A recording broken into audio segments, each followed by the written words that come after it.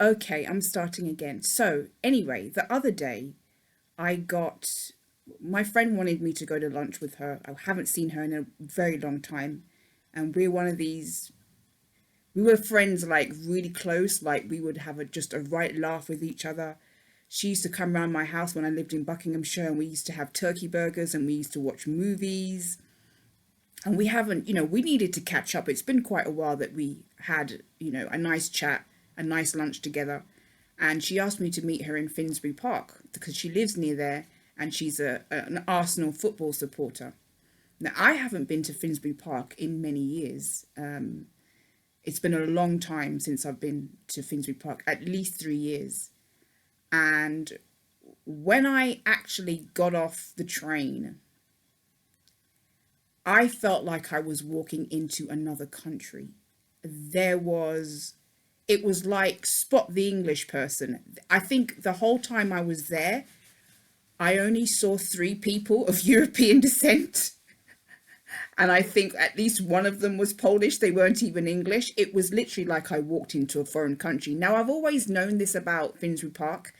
The train station is not far from Arsenal Football Club, okay? I've always known this about Finsbury Park because I've been there before. And I was actually hoping to see some Jamaican places and some Jamaican food stuff. I was hoping, I could go down there and get a patty because the Jamaican patties in the supermarkets are just awful. So anyway, walking around with my friend, we met each other, and it was literally like everybody was from a foreign country. I saw Somalians, Eritreans, Greek, Turks. There's a lot of that down there. A lot of Arabs, Muslims, and people of every ethnic background. But there was a lot of like Indian, Asians, Arabs, Muslims, and people of Turkish descent, which I'm used to kind of living in North London. And there was this one guy, oh my God. There was this one really gorgeous guy. I think he kind of looks like Mediterranean, probably, I would say somewhere from between North Africa and Turkey.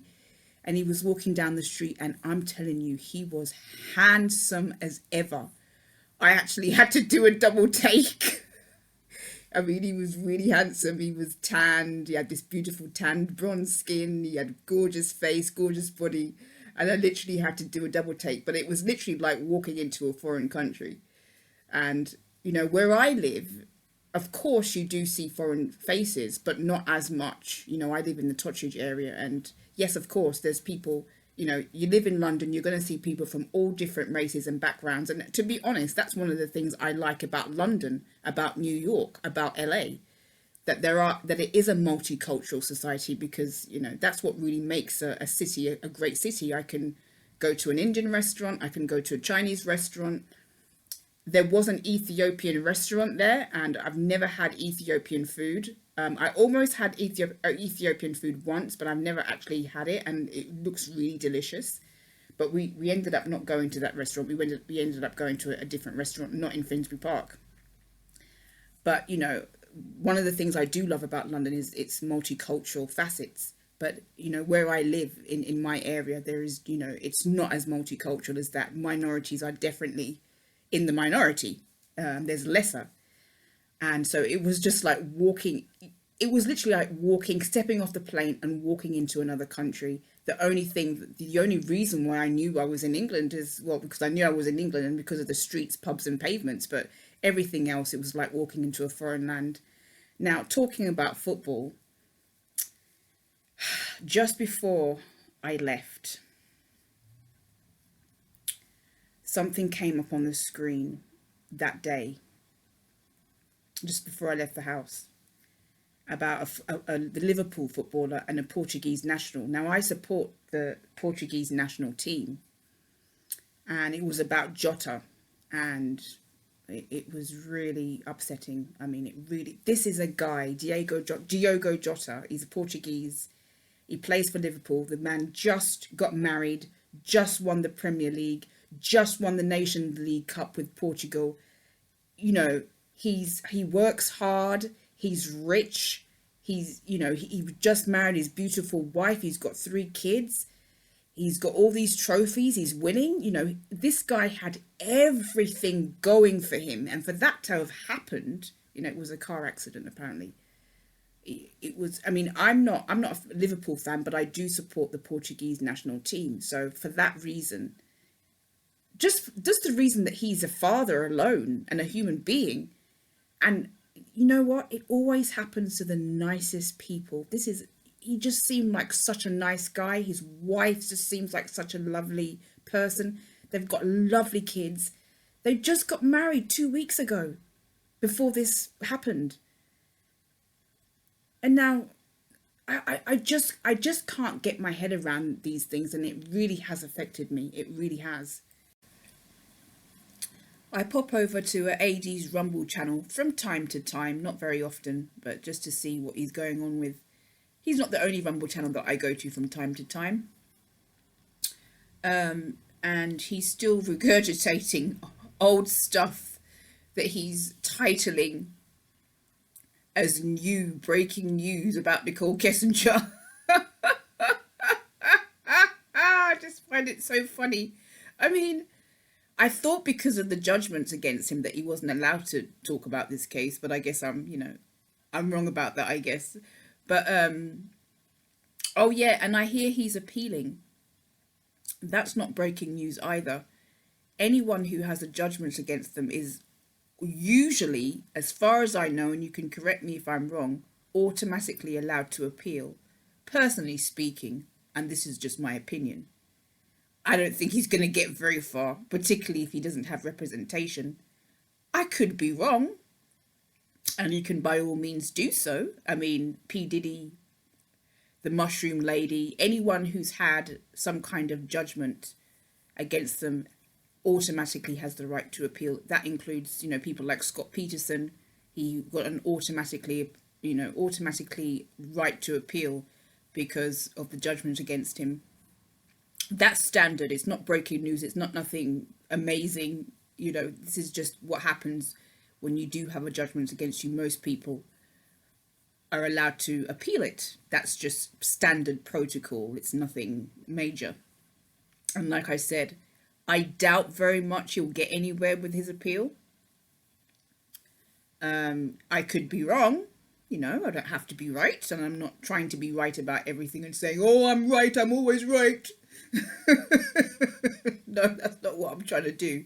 But I doubt very much that AD is going to get anywhere with his appeal. But we'll wait and see and see what happens. You know, I just keep one eye on him every now and then just to have a bit of a laugh. But, you know, I don't take all of this seriously. I know there's a big East-West Coast back and forth going on YouTube drama. And I'm just like, you know, I can't believe that this is still happening. But, you know, there you go. It's still happening. People can't let go. Thank God I decided long ago that I'm not going to be in any... Put it this way. I will talk to anyone from either side as long as they're respectful to me and as long as they haven't done anything to me that I would say, look, I really don't want to have anything to do with you. But, you know, I don't agree with everything anyone says. Do you know what I mean? I prefer to be objective and stay in the middle. So, but, you know, he can by all means appeal, but it's highly unlikely. You know, his counterclaim was thrown out, wasn't it? He didn't engage with his case. So I find it very hard to believe that he's automatically going to win an appeal. But like I said, he can by all means try. I mean, he's got nothing to lose, has he, if he tries?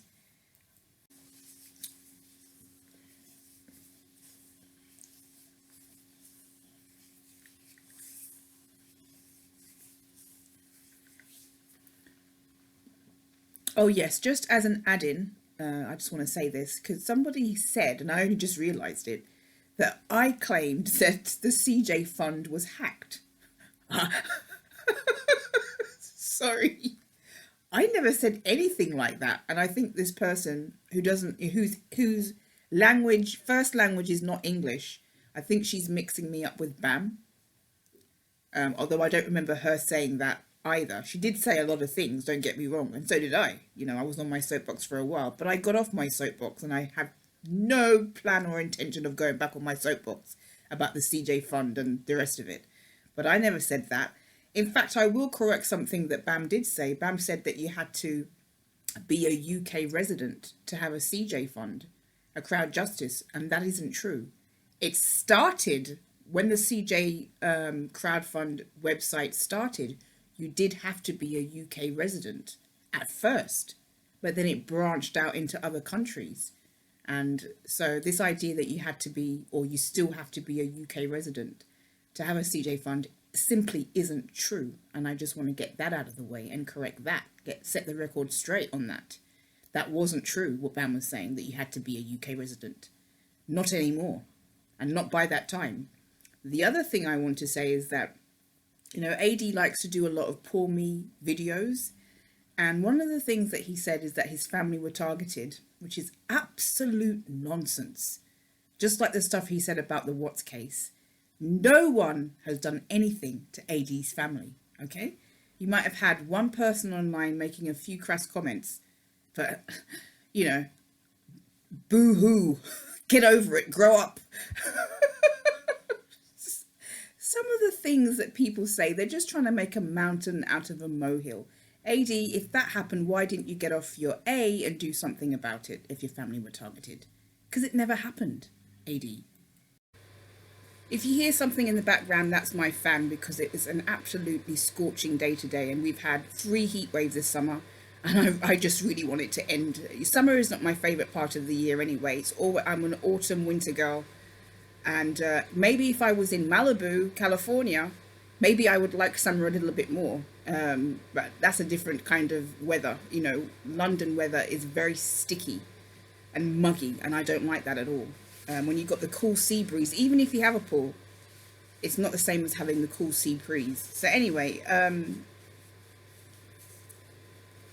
to summarise, and I was going to talk about a case in Australia, but I'm going to leave that for another video. To summarise, I believe that Alan, AD, is extremely self-centered, entitled, and I think he has NPD. That's my personal opinion. And yes, he has every right to appeal. Like I said, I don't believe that he's going to get very far. But, it's all right for him to talk about other people's family, but it's not all right for somebody to say anything about him or his family. He's going to say, oh, my family's been targeted. Well, he did target a family, and he also said that the Rzuceks were involved in a cover-up. And I think, to me, that's more the crux of the matter than anything else that he said about Frankie, to be honest. And as for taking AD to court, I'm not sure if AD ever stood in set foot in a courtroom or stood in a courtroom. AD didn't engage with this case, and I said that he wouldn't. That's why I would say there's never going to be a court case, because he's not going to engage. I do believe that AD did a lot of things wrong. I do believe that this is by default, though, simply because he didn't engage. But it doesn't matter. The fact of the matter is, the Rzuceks got the judgment that they wanted, not by taking him to court and having a trial, but because he didn't engage with his case. And like I said, I don't think he's going to get far with his appeal, but he has every right to appeal. That's how the law works. But I think the fact that he claimed that the Rzuceks were involved in a cover-up with NK, to me personally, that's more fictitious and problematic than anything he said about Frankie. That's my personal opinion. And the way he manipulated the case for his own gain was an issue. I also agree when people say, well, he was not the only one that did that. I completely agree. I personally believe that there are a lot of other people that the Rzuceks could have gone for. However, AD was one of the first. And at the time, he had a very large following, so he was influencing a lot of people. So I can see it from both sides. I understand why people say, why do you go after AD and not other people who are doing exactly the same thing? Like Zawoki, who I've mentioned, like another person who I've mentioned. But AD was one of the first. He was one of the first to really take off with these theories. So I totally understand, both sides, why people say, you only go after AD, why no one else? And people have put, Miss Mensah in the fore as well, saying, look at all the things she said about Shanann. But Miss Mensah has a much smaller audience, and AD was basically streaming night after night after night after night. And I think that's the difference for them personally. So, the fact that he would even say that the Rzuceks are involved in a cover-up with NK, I think that was a real issue for them. And I can certainly understand that. And, he was making up all kinds of rubbish about the case. Look, none of us are perfect. None of us are perfect. I'm not trying to claim that I'm perfect. None of us are perfect. We all make mistakes, we all do things wrong. When people try and act like they're better than other people and they don't make mistakes, act as if they don't make mistakes, I have an issue with that, because no one is perfect. We all make mistakes. But I think the problem with AD is that he feels entitled. He feels entitled to be able to do what he wants to do as long as he can make money out of it. And he doesn't have any empathy or sympathy for people that he might, like the Rzuceks. He had no sympathy for them. And I think that's the issue. It's very obvious that he had no sympathy, no empathy. And I'm not saying that people should live on sympathy for the rest of their lives. I'm not saying that. But I'm just saying at the time, he was making up a load of nonsense. And that's why we had all these truth channels. I was never a truth channel. I talked about AD sparingly. I made a few videos about AD. Don't deny that. They're still on my channel. But I wasn't one of the main truthers. I was kind of like more of a sideshow. I was doing other things. I was doing the Watts case, I was doing the Valor case, and I was doing other things. So, that's why people had a problem with AD. Not because he did nothing wrong, but because of the things he was saying and doing. And I also don't agree with AD being followed on holiday, being followed to poker games. I don't agree with that. I think what he wants to do with his life, as long as he's not hurting anyone, if he wants to go and play poker, if he wants to go on holiday, that's his business. So I never agreed with AD being followed. I don't agree with that. And I personally have no issues with AD. My issue was always with what he did with the Watts case and what he did with the Nicola case. And that was the issue for the Rzuceks as well. So I can see things from both sides. And I think I'll just end it here.